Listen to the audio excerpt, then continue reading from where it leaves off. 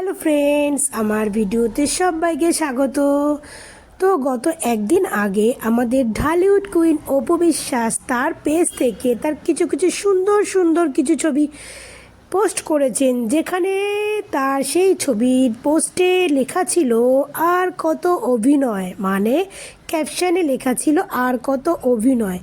সেই একই দিনে আমাদের গৌতম দাদার একটা ইন্টারভিউ ভাইরাল হয়েছে, যেখানে দেখা যাচ্ছে সে অপু বিশ্বাসের জন্য খুবই কান্নাকাটি করছে, সে জয়ের জন্য খুবই কান্নাকাটি করছে, সে অপু বিশ্বাসকে মিস করছে, সে সরস্বতী পুজোতে অপু বিশ্বাসকে ইনভাইট করেছে, অনেক কান্নাকাটি দেখা যাচ্ছে।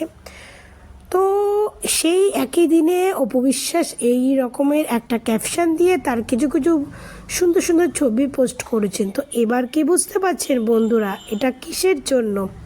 এটা কি গৌতম স্যার এই ইন্টারভিউ দেখে অপু বিশ্বাস এই ক্যাপশনটা দিয়েছে? আমার তো মনে হচ্ছে তাই, যে ইন্টারভিউ দেখে অপু বিশ্বাস এই ক্যাপশনটা দিয়েছে। কারণ গৌতম স্যার এই যে অভিনয়ের ইন্টারভিউটা দিয়েছে, জাস্ট ফাটাফাটি দিয়েছেন, কিন্তু ওই জায়গাটা তো অপু বিশ্বাস বুঝতে পেরেছে না যে সে কি অভিনয় করছে না সে এটা সত্যিকারের করছে।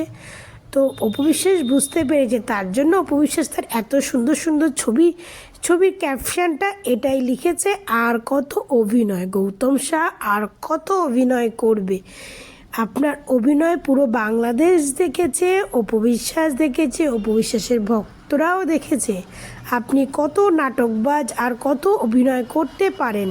কিছুদিন আগেও আপনি অনেক বড় বড় কথা বলেছিলেন, আর এই এখন অপু বিশ্বাসের এত সাকসেস দেখে, অপু বিশ্বাসের এত নাম খ্যাতি দেখে আপনি জ্বলে পুড়ে শেষ হয়ে যাচ্ছেন।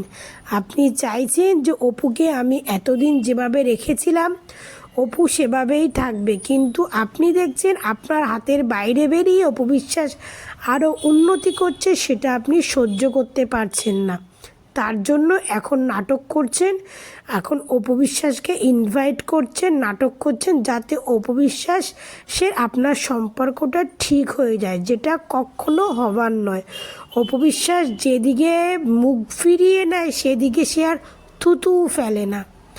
তো যাই হোক, আমিও চাইবো অপু বিশ্বাস যাতে কোনোদিনও আপনাদের মতো বেইমান কিছু মানুষের সঙ্গে না মেশে, কারণ আমি একজন অপুর ভক্ত, সেই হিসাবে আমি এটাই চাই। তো সবাই সেটা চাও কি না, যারা আমরা অপু ভক্ত তারা সবাই কমেন্ট করে বলবে, আর সবাই অপু বিশ্বাসের ভিডিওতেও কমেন্ট করবে, যাতে অপু বিশ্বাস আর গৌতম শাহর সঙ্গে কোনোদিনও সম্পর্ক না রাখে, কারণ গৌতম শাহ হচ্ছে একটা বিষধর সাপ।